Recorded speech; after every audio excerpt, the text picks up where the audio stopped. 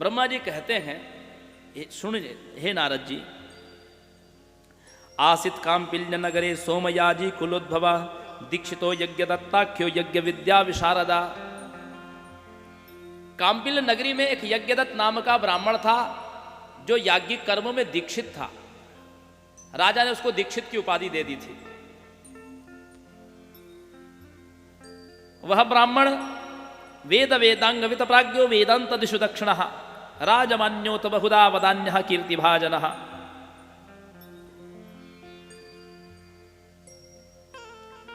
उनका एक पुत्र था जिसका नाम था गुणनिधि। आसिद गुणनिधिर्नाम दीक्षितस्तस्यात् वै सुतः तत्र पित्राणभिज्ञातो द्यूत कर्मरतो भवत्। उस यज्ञदत्त ब्राह्मण का पुत्र था जिसका नाम था गुणनिधि। उस गुणनिधि ने पिता की आज्ञा की, यद्यपि पिता ने उसके सारे संस्कार कराए, यज्ञोपवीत आदि सारे संस्कार कराए, लेकिन उस गुणनिधि ने पिता की आज्ञा के विपरीत दुष्टजनों की संगति की। वह गुणनिधि द्यूत क्रीड़ा में रत रहता, जुआ खेलता।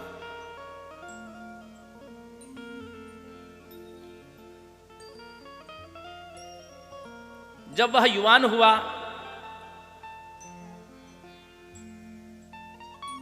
उसका विवाह भी हुआ।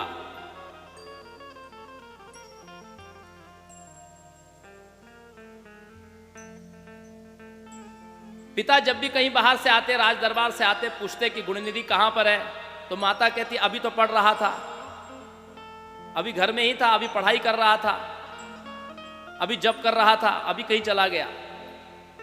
मां उसके गुणों को ढांकती रहती। इस प्रकार से कई दिन बीत गए।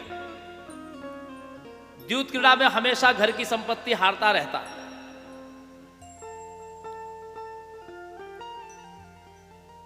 मां समझाती कई बार कि हे पुत्र, तातानुरूप रूपेण यशसा कुलशीलता तत्र न तपसे किन्नस्तजः दुर्वत्तताम स्वकाम ऊनविंशति कोसी तुमेशा षोडश वार्षिकी एताम संवृणु सद्वृत्ताम पितृभक्तियुतो भव।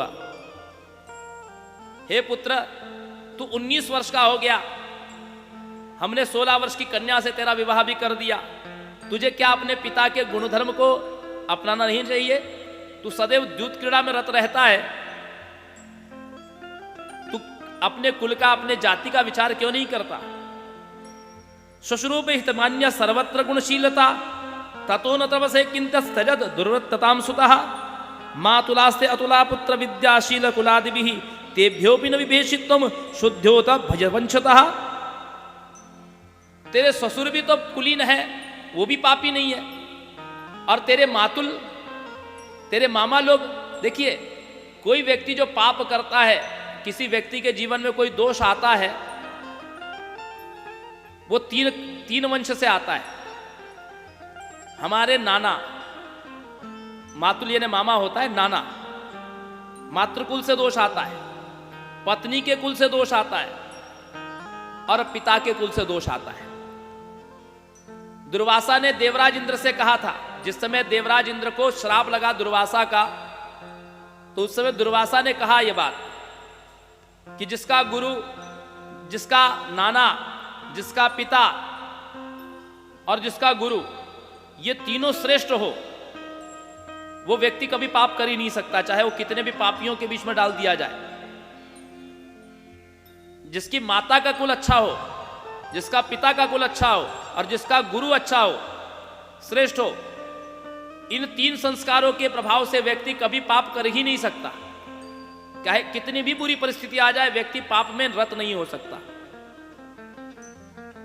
और यदि कोई व्यक्ति पाप कर्म में रत हो रहा है, तो अवश्य में इन तीनों में से किसी न किसी में खोट है। यही कारण है कि जब भी हम कोई संबंध करने जाते हैं, तो संबंध करने जाते हैं तो सारी डिटेल पूछते हैं।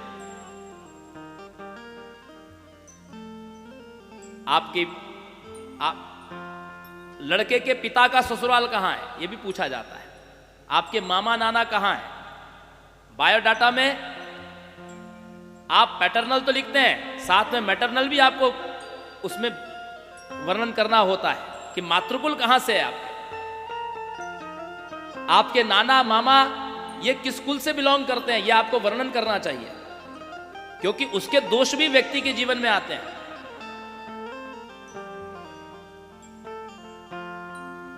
यही बात गुणनिधि की माता कह रही है कि तेरे मातुल भी श्रेष्ठ है, तेरे पिता भी श्रेष्ठ हैं, फिर भी तेरे अंदर ये दुराचार की प्रवृत्ति कैसे?